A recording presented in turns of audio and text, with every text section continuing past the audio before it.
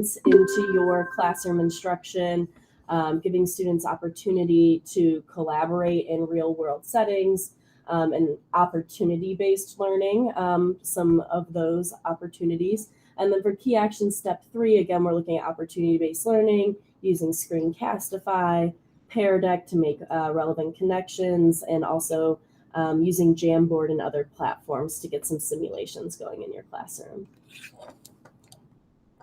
So for our CRE connection reading today, we're going to be looking at an excerpt from Liz Kleinrock's Start Here, Start Now. And she writes about the importance of incorporating STEM into your instruction.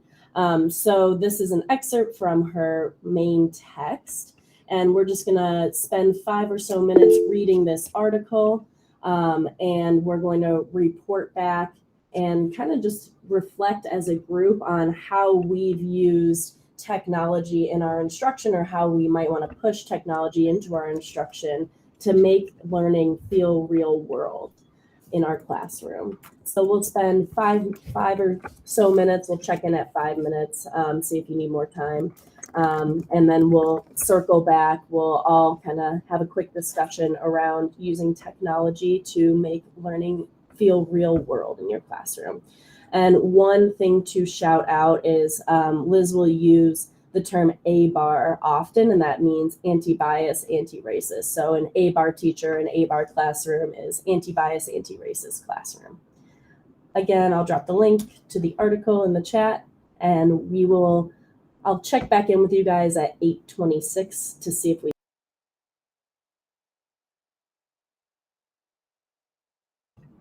All right, it's 8:26. Does anybody need a minute or two longer to continue reading the article? No big deal. If so, just put a little more time in the chat box.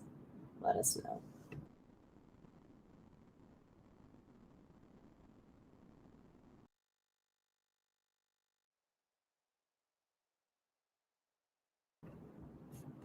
Sweet. Well, we will take a moment to either debrief some takeaways that you had from the article, or would love to hear your field experience. How maybe have you used technology to connect to students' lived experiences and real world issues in your instruction? Would love for you guys to come over the mic, introduce yourselves, where you're teaching. Just the more kind of connections and relationships we're able to build within these PDUs, the more ideas you'll probably walk away with. So feel free to pop over your mic and share. I'll share. Hello. Hi. I normally turn on my camera, but I look like who did it and why this morning.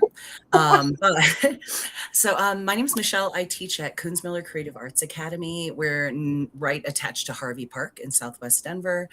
We're a creative arts magnet in my school, but we're just a Title I also neighborhood school. But we do a lot of arts integration.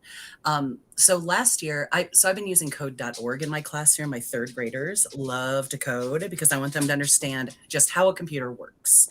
And so last year, we actually got to participate in a pilot for code.org where the kids, they had designed, some lessons around just, different topics, science and things. But one of them was Native American star quilts. So we're talking about Plains Indians, which is extremely relevant to where we live. I have Native students in my classroom, and it was a chance for us to talk about geometry, like repeated geometry with algorithms. Okay, so we're going to repeat this shape over and over. What do we call this shape? 3 sides, triangle, stuff like that. Along with, they did a really good job of integrating, actual like cultural experience in there and modern Native American cultural experience. So these people aren't history, they live here. This is their home. And so it ended up being this really cool thing where the kids designed their own quilts, got to design them on the computer. And we also designed them, put them on paper later. So use the computer as like a tool for design and then constructed outside the computer. But it was really, really great. It just kind of brought everything together for us, especially being an art school. So that's me. Hello.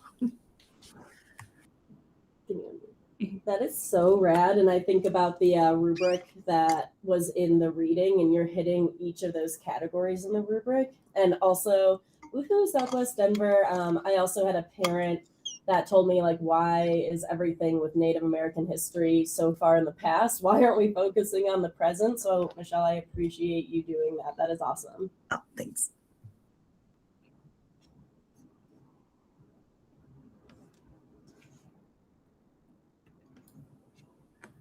Hi there. I'm TC Calhoun. I teach at George Washington. I teach IB Environmental Systems and Society and then Earth Science. Some of the ways I'm trying to like be more inclusive and like hear my student voices is just like through the products they make and also just like some of the content I'm bringing in my environmental science class.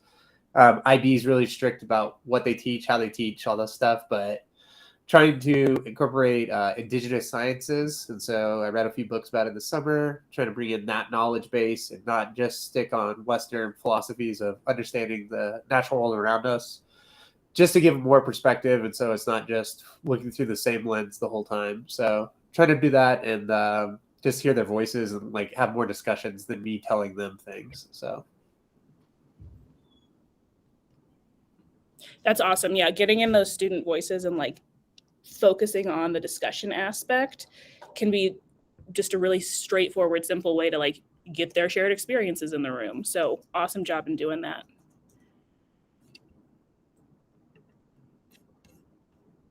Anybody else want to share? I'll share real quick.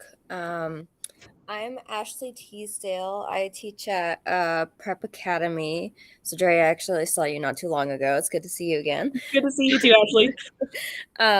But one of the big ways that I try to integrate technology, well, I teach physics, so it's definitely hard when we're talking about the equity pieces and the diversity pieces and figuring out sometimes a naturally cohesive way to integrate those narratives into such a abstract science sometimes. It's not impossible, but it's definitely a challenge.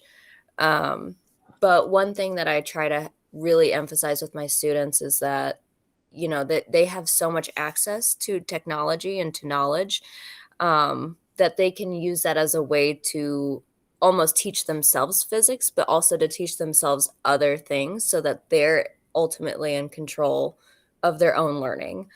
So more of like teaching them how to use technology to, I guess, practice that autonomy. And so that, essentially people can't take advantage of them. If you know how to command your research and command what you see, people can't take advantage of that. So that's how I try to integrate it into my class. But yeah.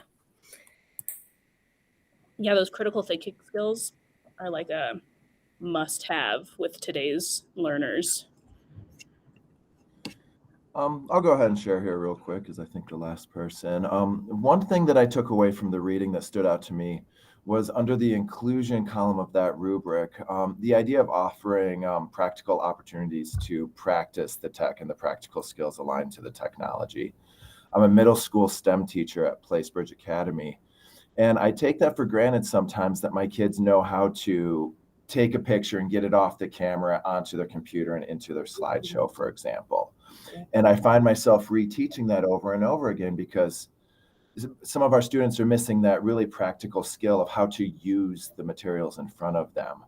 So for me, sometimes I like to grant like full autonomy to just kind of do STEM as the best we can collectively, but I need to hit pause a little bit more and have a little bit more direct instruction around how to make the technology function per our needs.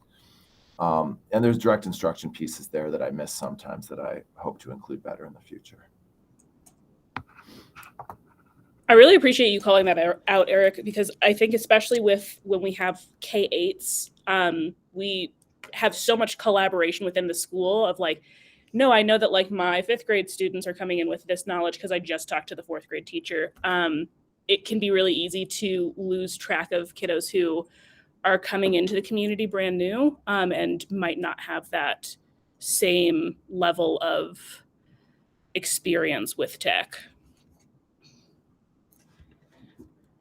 So awesome. Thank you everybody for sharing out. And real quick, if you're interested in learning a little bit more about Liz Kleinrock, I think she is an awesome teacher that uses technology and different platforms in a lot of different ways, not only to reach her students, but to reach other teachers and professionals in the real world. So if you wanted to follow her on social media, her Twitter account and her Instagram handle is Teach and Transform. She also has a website, teachandtransform.org. Both of those offer really awesome resources and like things you can actually implement in your classroom, like reflection questions on a lot of awesome tech platforms. I also follow her on Patreon. I pay like $5 a month to have like exclusive content and go to some Q&A sessions with her. And it's just a great way to support content creators and other educators. If you guys follow anybody, feel free to drop it in the chat. I also put other accounts to follow on social media if you're looking to get inspired in that way, just because we're on that topic. But we won't spend too much time on it. If you want to look at the slide, you can go into the slide deck. So here's where we're going to kind of split off. If you would like to, Kaylee and I are just going to like dive into a ton of resources for you and essentially just like comb out different ways in which we can make sure that our students' voices are getting heard and their experiences are getting represented. If you're like, I already have some ideas of how I want to implement this and I just like want some dedicated time to start going to town on things, please, please, please feel free to do so. There's a link in the speaker notes of the slide deck for this page that has additional resources. And so that will also give you, again, tons of different content that you can peruse through. But just some ideas if you want to go ahead and work independently is you can start creating some why care statements. So I know that these are called different things across different schools, but this is like specific statements for either units or lessons. If you're just getting started with them, I highly recommend starting with units. It's a lot easier to like make really meaningful statements. And it's just about like, why is this content relevant to you and why are you teaching it? I remember when I was teaching, my kids used to ask me all the time, like, Miss, why do I need to know this? And I feel very strongly where if I can't answer that question, I probably shouldn't be teaching it. So making those why care statements and then like posting them in your room, it's also like going to give you some good leap points. So you can also build instructions or templates for passion projects that are interwoven throughout your content and upcoming unit or upcoming lessons. Or you can start to rewrite some practice problems to include some life skills or impact like relevancy to students today. So maybe instead of talking about trains and rabbits in our math problems, we're talking about cars or something, depending on what's relevant. I'd have to see a problem. Forest fires. Yeah, forest fires. You know, things that aren't depressing, but I can't think of that right now. So again, if you want to follow along with Kaylee and I, we're just going to give you a look into some different resources, templates, and ideas that you can utilize in your classroom, depending on your content. We're going to kind of breeze through those and then have just open Q&A time. If you want to bounce some ideas, if you want us to demo stuff, we can hop into some different breakout rooms with you and go to town. Also, at any time, please feel free to unmute and tell us to stop, slow down, repeat something, drop it in the chat, whatever you need to do to feel like you're getting the most out of this session. So the first thing we're going to start off with, and we've kind of divided this into 4 separate chunks of how we can get that like relevancy and real world experience for our students. So what we want to start out by saying is that real world experience is going to look different for each one of our kids. They have a very different lived experience, and that should be honored. Trying to put them all in this like box of like, this is the real world, like, again, looks very different for each of our students. So if we can tap into one, getting to know them better and knowing what their real world experience is currently and what they want their real world experience to be in the future, that's going to be hard hitting. And then if we can tailor some of that content, they're going to feel super invested and like want to do stuff in class because like they see the relevancy in it. So we want to try to like connect to real world situations as much as possible, especially when we're doing that practice part of it, of introducing concepts that might be foreign to them, trying to like root things so that they can make connections themselves is going to be really impactful, because one, they're going to see the relevancy in it, and two, they're going to be able to like, with those connections, you know, make the concepts click a little bit better so that they're not as abstract. The other thing that we can do is we can loop in current events. So like what's happening in the world right now, and that can be what's happening in our school, what's happening in our community, what's happening in our state, what's happening globally. Connecting that will also help them see like, oh, this has wider scope than just like being relevant right here, right now in this classroom. And then again, that why are we learning this piece? The because I said so is it's phasing out. We are, whether we like it or not, the demographic of students that we have in this generation, they're questioners, and they do not just like take things at face value. They're not just like sit down and compliant kiddos. They are like, well, why is this and why is that? And like they're questioning things. So you're going to get so much further in having legitimate answers for them into the why are we learning this than just to say, well, because it's in the curriculum. And that's going to give you so much more buy-in with them. So what we want to do is we want to not only allow students to make their own connections, but we want to provide them with a platform to share those connections and ideas. So not only with their classmates and their peers, but like you can start slow and steady with like sharing across the class, and then maybe sharing across multiple classes that don't get to see each other. And then we can start to build that out with the greater school community. So we're sharing it building wide, we're sharing it out in the community that we're right in there supporting. And again, making those connections are going to be really, really powerful to incorporating that content into their real life. So how do you do this? Because all that sounds great, but like actually doing it is a huge step, and it takes a lot of work, and we totally understand that. And that's why your coaches are here to help you. So if you are looking for ways to connect to content, maybe you're looking for some fast, like whip around ideas, share out. My favorite platform to use for that is Pear Deck, because it does tend to let my quieter students engage more.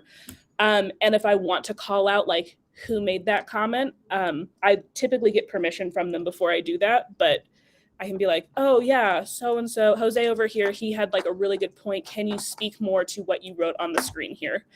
But because there's that anonymous ability for them to just like share experiences, they're a lot more willing to take some more risk with that, you know, Pear Deck interactivity. And it's really quick, like they type in their responses, and it's a stepping stone. So first they'll type and maybe nobody will talk, and you'll go through and like pull out answers. But as the year goes on, you'll notice that they want to elaborate and they want to like add on to their shared story. So like starting slow and building up is going to be really helpful.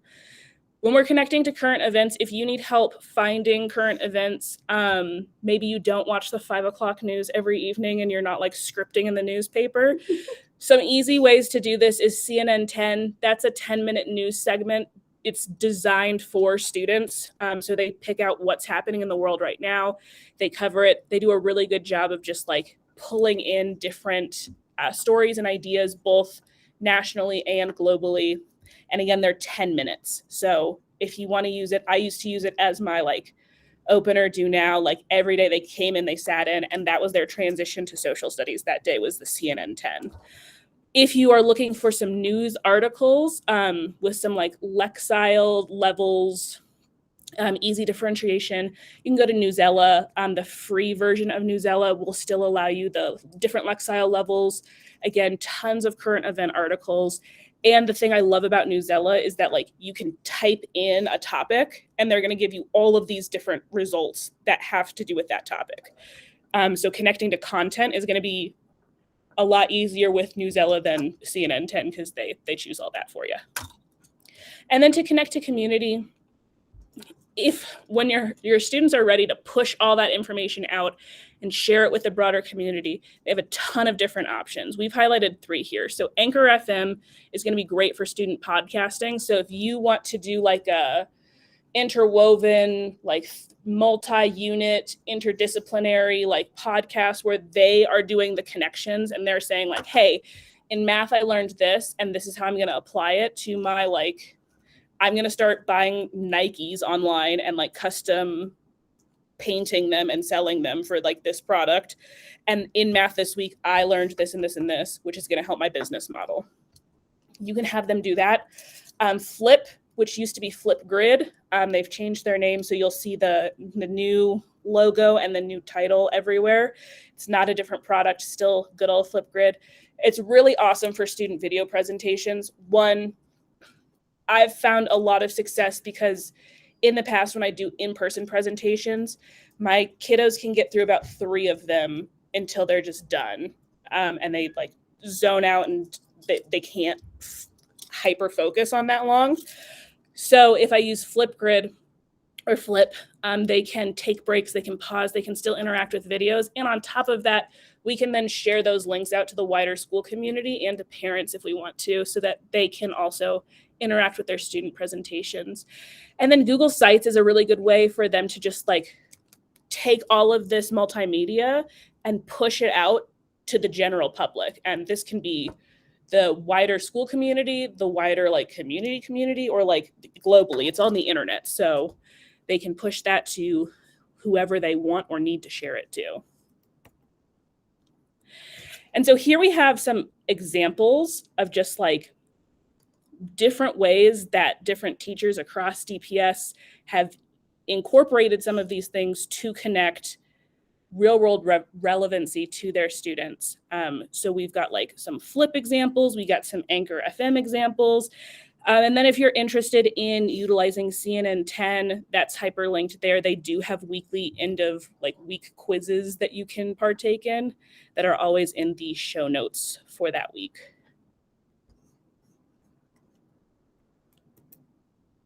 And before we move on from talking about authentic voice, we just wanted to shout out a classroom in DPS. Delta High School students in Janet Damon's social issues classroom were just focused on a Colorado Public Radio podcast for their work advocating for mental health care in BIPOC communities in Denver. So it's really cool to see our teachers pushing our student voices out into the real world and seeing them get recognized by real platforms like Colorado Public Radio.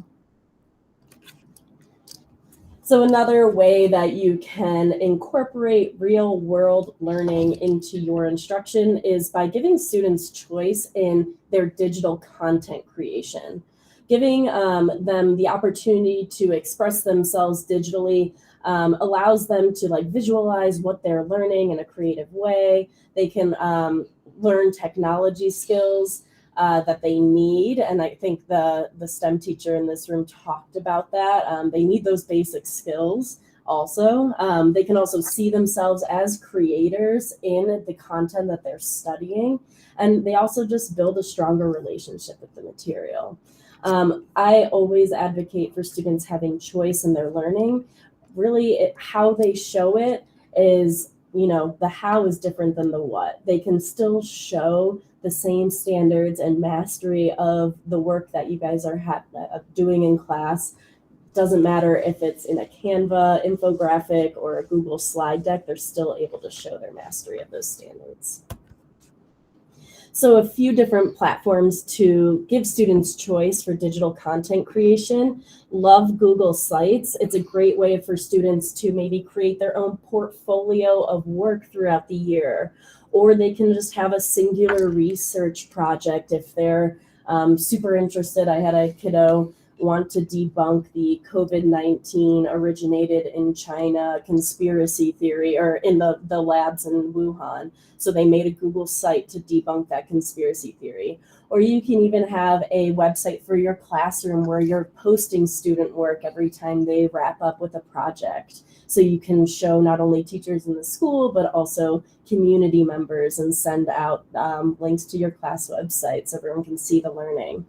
Google Sites is also a great way for kids to create content. They can collaborate across it. They can create interactive slides with transitions and buttons, hyperlinks and videos, images that they can embed in the slides. And also, it's just nice to give kiddos the opportunity maybe to create class content resources. Maybe you're sick and tired of creating a slide deck on the Revolutionary War, and kids now can create some basic vocab slides for the unit, or just take a little weight off your shoulders. So that's Google Suite. Canva is incredible. I think Canva is one of the best platforms we have for students to create professional level work, and really quickly. Every kiddo has a free Canva account, if you didn't know that already. And Canva has so many templates. So if you want kids to create any of these, so infographics, resumes, posters, invitations, you can read the list yourself. But there's so many quick and easy templates for kiddos to pull up and enter in their own information and make their work look really professional. And last, if you want them to have a video response, Screencastify is a super easy application that, again, every kiddo has. If you take a look on your toolbar, or not your toolbar, your URL bar up in your window, you'll see a little pink arrow. Everybody has that extension on their Chrome browser, so you can easily record what you're doing on your screen, and kids can make quick tutorial videos and share them with each other, again, to be the masters of the content. And again, here are some examples. Google Site examples. Again, there's portfolios that kiddos have made. There's class websites to display student work. There's student projects. Canva examples, just too many to brag about, honestly. There's a green screen video of elementary school kiddos using the green screen feature on Canva to create a newscast video. The kiddo above the video made his own business cards for lawn mowing services and handed them out in the spring for summer work. And then Screencastify, kiddos can make their own GIFs. They can make their own tutorial videos. It's really great for content creation. And it's breaking news. It's breaking. Breaking news. If you want to go to the next slide. Perfect. And then just a few more examples. Kiddos creating posters for the hallway in school. The kiddo in the middle holding up his artwork illustrated a quote of his own short story. The kiddo holding up a bunch of stickers was a semi-professional bull rider. He goes to CLA, Contemporary Learning Academy, and he printed out stickers to sell at his bull riding rodeos and made money. Just really cool to see kiddos bringing this into the real world. That video is going to show too. Awesome. And bringing in different voices. Drea will talk about that. Yeah. So the other thing that we can do is we can connect to different career fields, and we want to start to get away from this idea that we as the teacher are the knowledge holder of everything, and I know I have nephews right now who are in elementary school, and they're still their heads explode every time I'm like, no, I don't know everything just because I taught in schools. They're like, no, you have to know everything because that's what teachers are. I think that the bigger skill is that we can teach them how to reach out to different community partners and people to get the expertise that they need. So letting students hear from authentic experts and making those connections is going to be really awesome. And then as much as you can, bringing in partners from your actual community, and this does take some legwork and some lift work, the longer that you spend in your community, the more connections that you'll make through like former students and parents and classroom volunteers and all of that stuff. But if you don't have those connections, don't you worry. We're going to show you some different ways that you can bring in some experts without having to know Pete and your mom. So we can also, like, since remote learning and COVID, really, the amount of virtual tours has just exploded. And so now we don't have to, if you're like me and like just taking my kiddos outside gave me heart palpitations, let alone putting them on a bus and like getting them in a field trip, I would like give me a mental breakdown. So now like I can have them, one, tour different facilities all at the same time, and two, they do that from like their Chromebooks that they all have in their classrooms. So that definitely breaks down a lot of access barriers. And then lastly, you can have students make connections with peers living in different spaces. So like, how does like where we live influence how we live? Used to be a big question in my geography classes. Getting those like international pen pals or national pen pals or down the street pen pals, like we can now do that through technology. They can have that back and forth, even if it's not in live time. So how do we do that? Well, you can definitely bring in some TED Talks. Those are going to be your easiest way to just like search through just tons and tons and tons of experts on different topics. People who have spent years, you know, mastering their craft, show those, and like they'll highlight different aspects. You can also bring in Google Meet. So maybe you have a connection to someone who lives in a different state. Instead of them having to get on a plane and come in person to your classroom, you can just hop on a Meet with them, have a live Q&A session. You can also, if you are interested in the Pen Pals, Flip Grid Pals is really awesome. It's a really underutilized tool in the Flipgrid community, in my opinion. But there's just tons of different teachers who are saying like, hey, I want to connect with people in different spaces. Let's connect. Let's get our students on a different topic. So even if you, again, don't have those connections, they have opportunities for you to make those. And then you can always utilize Google Forms as a way that you can send out in a newsletter, or you know, maybe your school does a full-on like website newsletter. If you want to push out, if you have, you know, community partners, or if you yourself want to come in and get involved in our classroom, we'd love to hear from you. And then for the virtual field trips, here are just some links that you can peruse through. And again, they're going to be anywhere from, you know, zoo field trips to touring like, you know, Amazon warehouses. So you can definitely link those with whatever content that you are looking to link it with.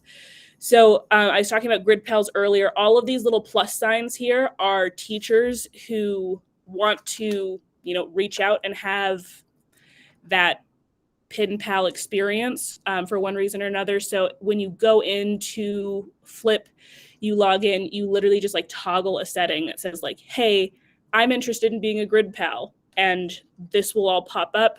You can then like go through and see what those teachers are looking to, you know, get out of that Pen Pal relationship, what age their students are. So like maybe you want like third graders to be paired with third graders instead of like third graders with seniors. Could be problematic. Or maybe you want that age gap and like more of a mentorship opportunity. It's all depending on what you want to do. There's also articles in the green boxes here, just different ways that you can get community involved. Like I said, it's a lift to try to get people into your classroom physically, definitely, but it's going to be super impactful for them. And lastly, we are looking at relevant practice and kind of real world simulations and how learning happens in the classroom. This is a quote from Zaretta Hammond's Culturally Responsive Teaching in the Brain. Just for time constraint issues, we want to make sure you guys have time to practice. The excerpt kind of just talks about how your brain literally builds more neural pathways when you're challenged with real world problem solving and those opportunities that go beyond just a worksheet and have you actually grappling with what's going on in the real world. Too often we find curriculum is watered down and it's not really pushing the skills that we need, because it's both content and skills, that combination of the two, and giving kiddos different experiences and different ways to express themselves is a great way to build those pathways. So ways to get relevant practice into your classroom. Kind of the new term is opportunity-based learning. We don't want to be revolving around problems in our world. We want to look at it through an opportunity-based lens. So if you're looking for ways to find opportunities for students to solve problems in our world, Time for Kids is great, Newsella, CNN 10, like Drea already mentioned, and PBS NewsHour. Also, it looks like Michelle talked about Lester Holt with Nightly Kids with NBC Nightly News. Love me some Lester Holt.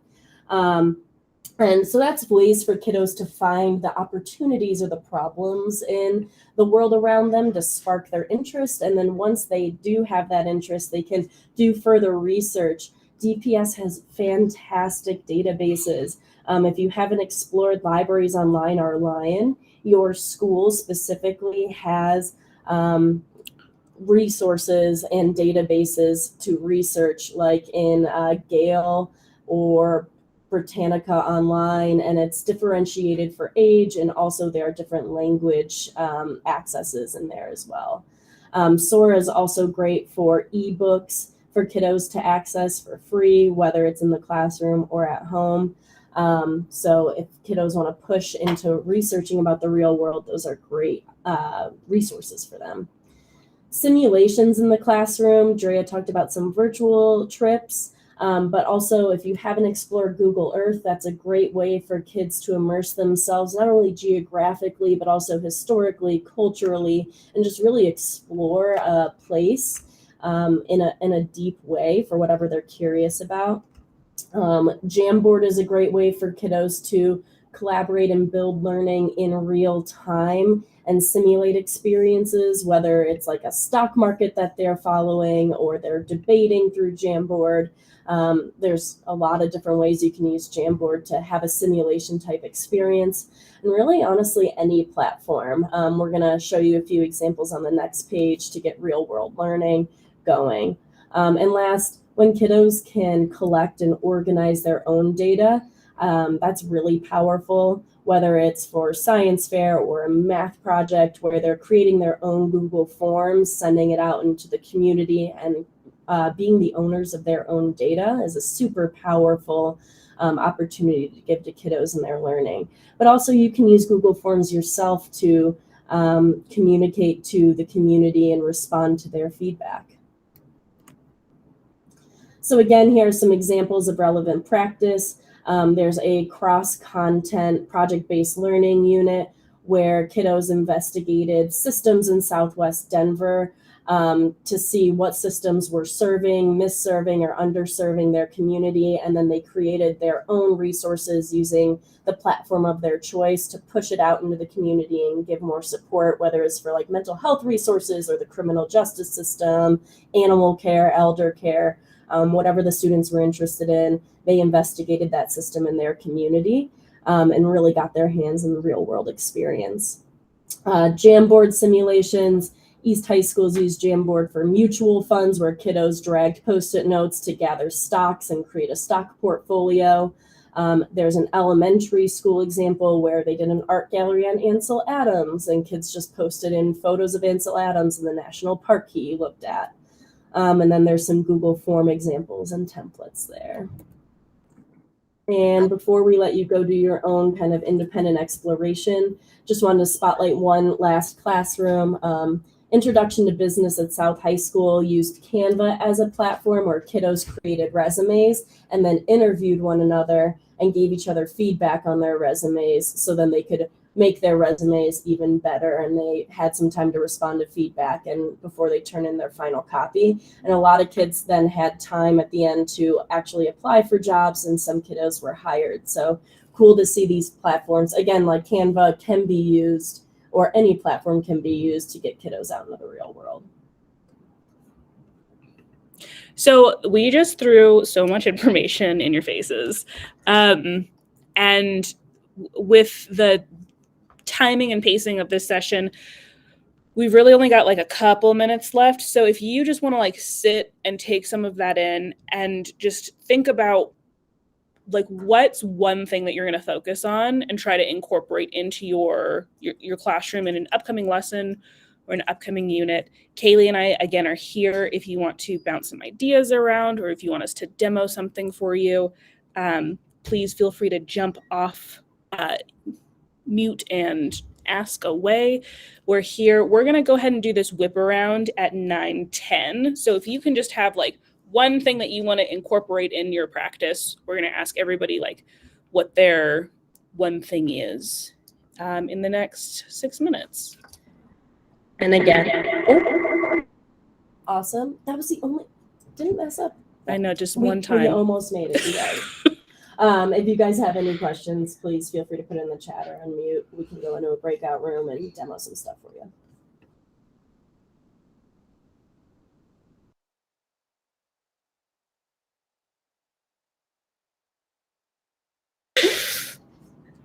All right, so it is 9:10. If you want to just start slowly coming back, we are going to do this quick whip around, and then we're going to go ahead and head back over to the main meet room for our closing and reminders. So yeah, if we want to like go ahead and unmute and share just like what's one thing that you're going to do or one thing that you're going to look more into or would like more support with in terms of bringing in that real world relevancy. I'll go ahead and get started. One thing I'm thinking about is better using some of the functionality of Canva to give my students a platform to use their voice. We do have a recording studio in our STEM lab here at Placeridge Academy, and kids absolutely love it to use their voice in different ways. And I think that's a really important attribute of being an English language learner and the middle school experience in general. So I didn't know some of that functionality was in Canva where we can have kids record a little bit more and use it in that regard. So I just want to look more into that and see if I could get more kids recording at any given moment in time. I think I'm also going to be doing something for just their engagement because I build a lot of sites for myself, and I will build a Jamboard with instructions, but I tend not to give those over to the kids for them to edit. Like they don't really have like I like them to have like a little graffiti spot. Do you know what I mean? Where they can actually like express and brag on themselves and show off their interests and all of their pets, who I know a lot about because they are in the 3rd grade. But I think it would be, I do have kids too who want to make YouTube videos in the future and things just, like career wise, because they're 8 and that's the coolest job. But I think allowing them, teaching them how to use Google Sites, just kind of on a limited, hey, here's your one page. This is your Google site. Actually, I did have a question about that too. How long do those stick around for? So like a site created by a student or a site created by a teacher? Because I thought about making it something, maybe this is something you carry with you because we're a K-12. And so I could get buy-in from the other teachers. Hey, this is their site, ask them to show it to you. Oh, definitely. So yeah, those sites will stick around definitely as long as they have access to their Google accounts. And then if they have like co-collaborators, so like teachers or other students or someone else on there, even if they were to leave the district and their Google account is deactivated, that site still stays live. Oh, that's awesome. Because it's connected to, somebody else in the district. I honestly have seen sites floating around from people who like, they left the district 3 years ago and like their site is still there. So I want to definitely say forever and ever until they deactivate it. Thank you.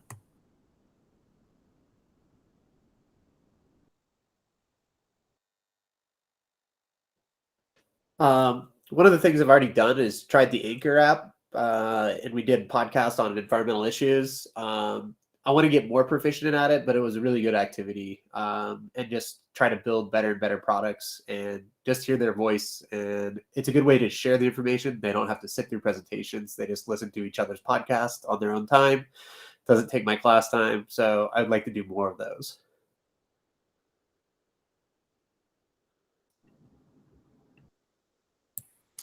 I think for me, I really want to experiment more with Flip, just because, especially I feel like with my content area, it kind of lends itself to it. You know, I can actually ask students to demonstrate these physics concepts in real time by having them actually record themselves in their environments or wherever they feel most comfortable. So I really want to mess around with that one in particular.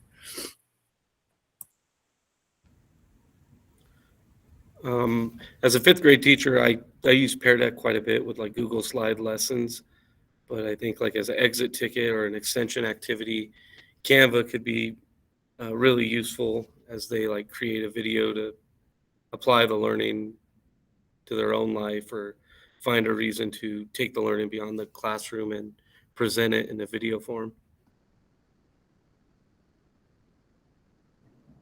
Awesome stuff that y'all are cooking up. And again, if you need any support in that, please reach out to your digital coach. I'm actually the digital coach for a lot of people in this room. So you could just reach out to me until I pop my baby out, and then it'll. It's a weird way to put it. She's gonna have a beautiful baby.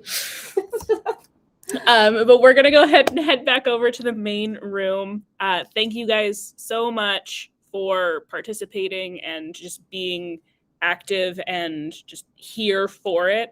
Can't wait to see the great things that are going to happen in your classes. So if you need any help afterwards, please let us know. But we're going to go ahead. Kaylee just dropped in the link to the main room. So if you want to head back over there, we are going to go ahead and wrap up for the day. Thank you, guys.